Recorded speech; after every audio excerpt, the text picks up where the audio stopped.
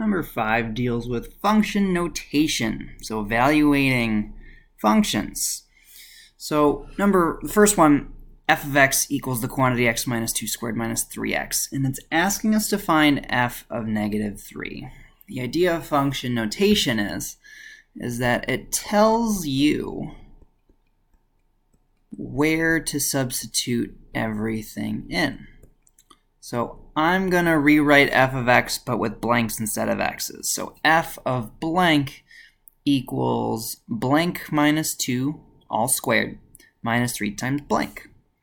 So if the problem is asking us to do f of negative 3, we're going to substitute in negative 3 right there, and we're also going to place that into our function. So negative 3 goes there, negative 3 goes there. And now it is all about evaluating. So we start inside the parentheses first.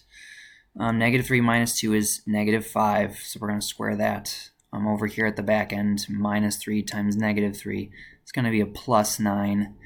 Be careful with this negative 5 squared. If you don't type it in with parentheses on a calculator, it's going to tell you the wrong answer. But if you think about it, negative 5 squared, aka negative 5 times negative 5, is positive 25.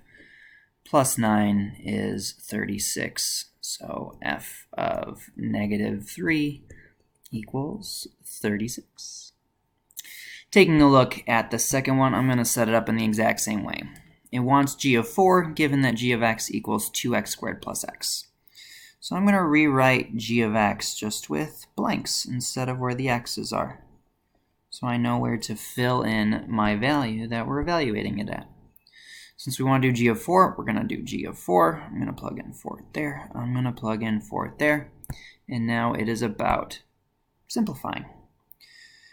Right here, this is where issues come in. Think about your order of operations. Do we do multiplication? Do we do exponents? Got to do that exponent first. So 4 squared is 16. And then we're going to multiply that by 2, so that's 32. Plus 4, and hey, would you look at that? We get g of 4 also equals 36.